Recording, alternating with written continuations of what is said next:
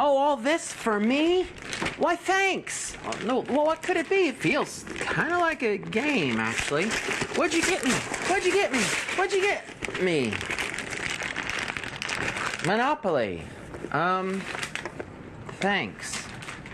Yes, it's Muppets Monopoly. All right, well, okay. Play later? We'll see. Thanks. And now, what's this one? The next one. Oh, sounds like a game. What could it be? It's Scrabble. Thanks. I'll put it with my other 4 Scrabble boards. Yeah, I guess I could run a tournament someday. Thank you for the thought. I appreciate it. Well, I'll tell you, if you like to play games, sometimes you get some gifts that is like, well, I've got, 500 of these things, but that's okay. It's the thought that counts, as they say. Huh? I've got one more to open up, so let's see what we got. What's this? Gift trap. Gift trap. Gift wrap. Gift trap. That's kind of a cute pun. I've not seen this game before. Huh. Now, got a little flap to learn something about it. Wonder what's inside this. I bet if we go and take a look at that show, might help us see what's in here. What is that show called? Oh yeah, Board Games with Scott.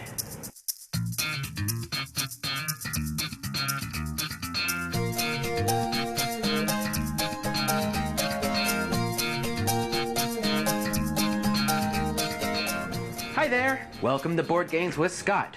This is a regular video series where I take a board game and explore it and briefly review it. My goal is to help you decide if it's a game you might want to purchase. This week on Board Games with Scott, I'm looking at the party game called Gift Trap. This is a new game by a new company.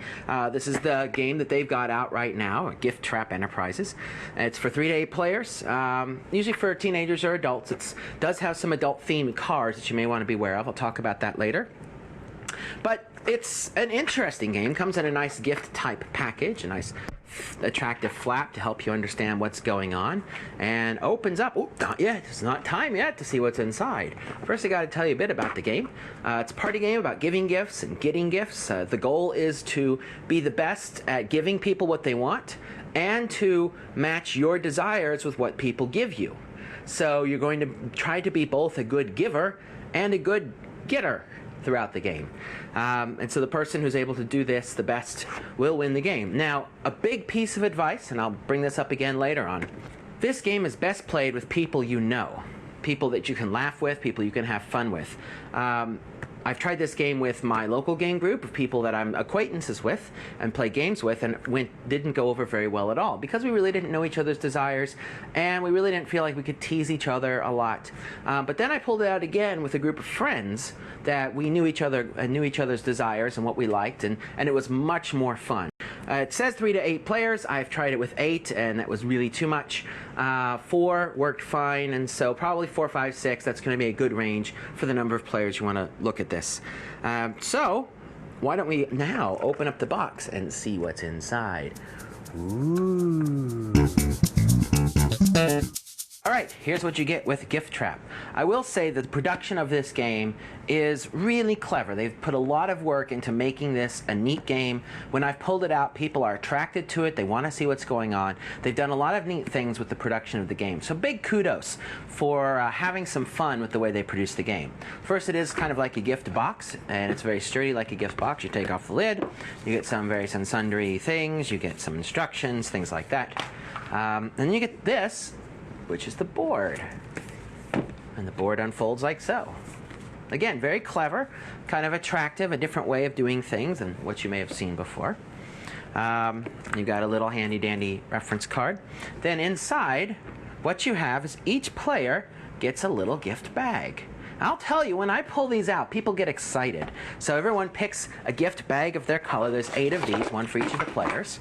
And you just hand these out. Each player has their own pieces, And I think that's really neat. It's really a neat touch. They look like little gifts. I have to say, this game gets big thumbs up from me for its production. And then this box lid comes out. And then inside, down the bottom there, are the cards that you're going to use for the game.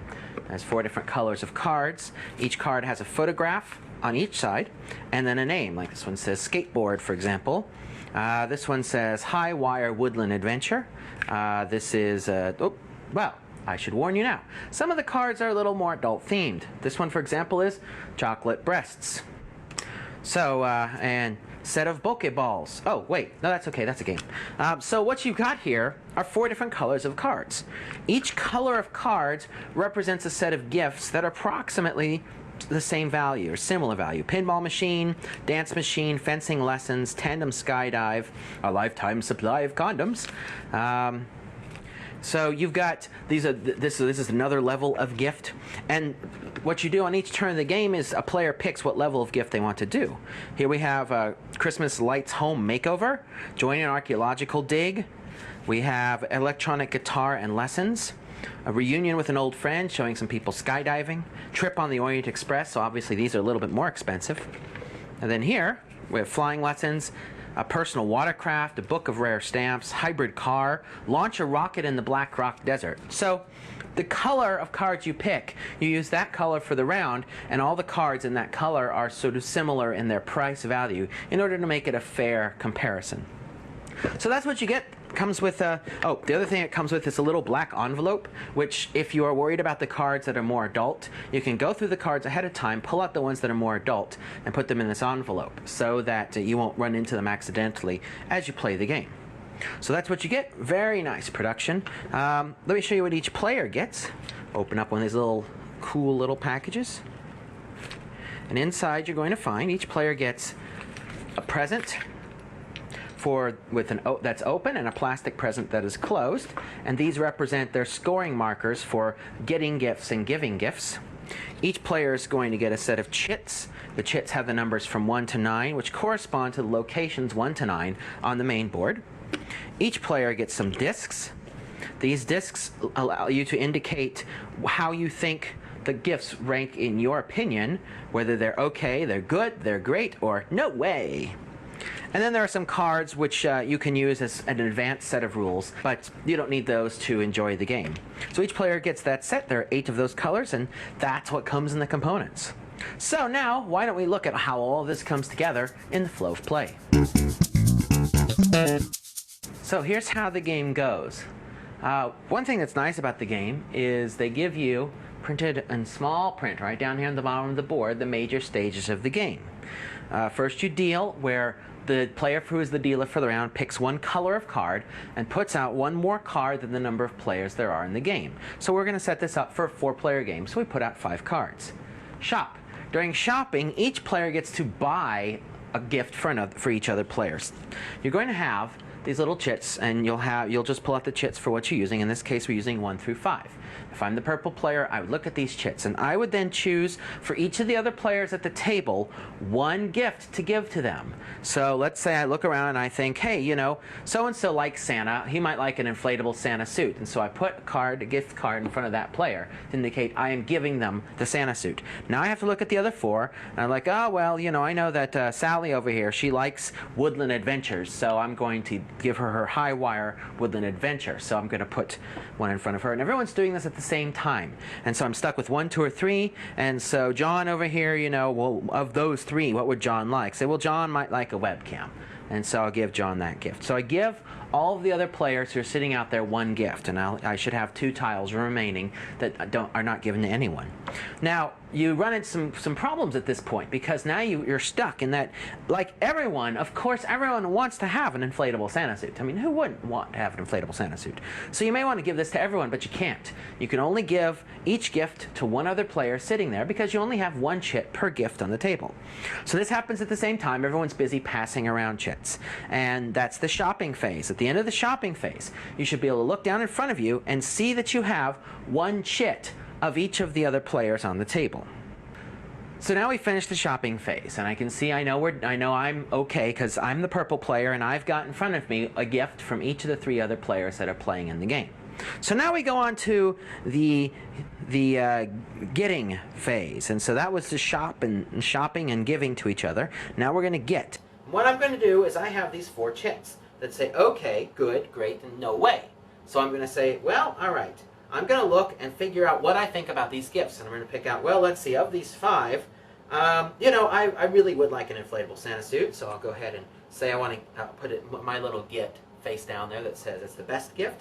A good gift, well, let's see. I can go and pick out the No Way right now. I'm not a big outdoorsy person, so I'm going to say No Way on the High Wire Woodland Adventure. That leaves me with okay and good. Skateboard, not really. So I'm between the webcam and a set of buckyballs. I'm going to go for the webcam next, because mine's kind of breaking, and the ball's there. So each player now will do this. So each player is going to be putting out at the same time their feelings about all of the gifts. So now you go into revealing and scoring. So with reveal and score, the way it works is each player flips over the gifts they're given and flips over their desires and sees where there are matches. And where there's matches, both the giver and the getter move ahead on the tracks. Now notice in the board here, there's two different tracks. You have a token for being a good giver and for being a good getter. And as you go up, you're going to go around the board. And to win the game, you have to end up getting both pieces over here to gifted at the end of the round. You can lose points during a round too, so you could hit gifted and then come back off gifted. So the goal is to get both of your pieces around the board and have them end up at gifted by the end of the game. So let's take a look and see how this works. Now, let's say I'm going to go first. It's purple. So I flip over all of my get tokens. So we can say Highlands Adventure, No Way. Inflatable Santa Suit is great. The webcam is a good gift. And the set of balls is an okay gift. And then what I do is I reveal each of the gifts and we see if it's a match. So first let's take a look at Orange. Orange said number 3, the set of Pokeballs. So Orange wanted to give me this. And I said that was an okay gift. So Orange as a giver goes up 1 space. And Purple as the getter goes up 1 space. Now I look at the next one, Blue. Blue said I would like the High Wire Woodland Adventure. That's a No Way gift. So Blue would go back 4 spaces on the gift track. He's already at start, so he can't go back any further. And Purple goes back 4, so he's back at start. And then Green said the Santa Suit. Green knew me the best, so that was a great. And so Green goes up 3 on the giver track. And Purple goes up 3 on the getter track. And so that's what you do. You reveal them and you score and you see where you end up on the track. One note about strategy. You get to pick the order in which you open your gifts, and it's always going to be better for you if you open the gifts you're the least sure about first. So then each player goes through, opens their gifts and scores. By the way, if someone had picked Skateboard, which I didn't pick at all as one of my gifts, then we would both go back just 1 space for no match at all. So you can go up 3, you can go up 2, you can go up 1, down 1 if you don't match, and -4 if they pick a No Way for you. You both go back 4. So a lot of your score is actually in the hands of the other people, and it's beneficial to you to pick the gifts that you think other people would pick for you. Not necessarily gifts that you would actually want. Because a lot of this game is about knowing others. And one thing you'll see in the game is that if you play it where you have some married couples who have lived together for a long time and you have some other people who are just playing, the couples will tend to both do very well together because they tend to pick each other's best gifts. They know each other a lot better than everyone else. And it'll be clear that's happening. And you have to be okay with that in this game. As you can see, this game is really going to be based upon playing with people you know. If you don't know the people at the table, it's not going to be any fun just to try and give gifts. And it's best played when it's a group of friends sitting around drinking, having a good time. The hardest part about this game, and the one criticism I have, is that it gets pretty confusing when you have a lot of pieces out here. Who is moving on what track? So you tend to get confused that the getter's always moving on this one and the gifter's moving here, and you move the wrong piece, and you move Purple's piece up here when it should be here. We found in the games I've played, there was sort of this continual air of confusion about that. And usually what was best is that you just let one person handle all of the getting scoring for everyone in the go, and then one person handle all the giving scoring. And so you just don't let everyone be grabbing pieces and moving them about. Make one person do the gives, one person do the gets, and that helps to keep it clear. That's my piece of advice on how to resolve that. So that's what you do. You repeat this, you put out a new set, you shop for other people, you tell people what you want, you match, you score, and then if someone ends up with both of their pieces on gifted, they win the game. And that's Gift Trap. Oh, what do I think about Gift Trap? Well, the production is really lavish. I have to say, when I pull this out, people ooh and ah, they all get their little bags. A lot of time has been spent into thinking about the production of this game, and that's great. The the best advice I can give you is play with people you know.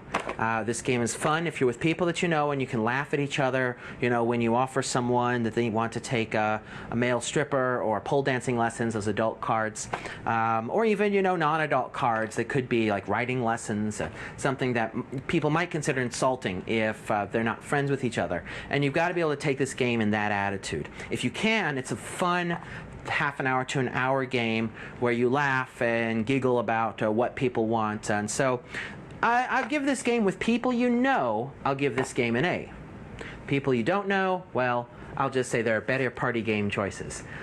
So that's it. If you are interested in getting this game, go to gifttrap.com. The company has a big website, and you can order it from there. They're putting together some promotions and some exciting things coming up. And so watch for that on gifttrap.com. If you're interested in seeing more videos like this, head over to boardgameswithscott.com. I do more than just party games. I do a variety of serious games, silly games, light games, Euro games, strategy games, all sorts of games that are over there. So with that, I will thank you for coming and hope to see you on a future episode of Board Games with Scott. Thanks a lot, and bye-bye.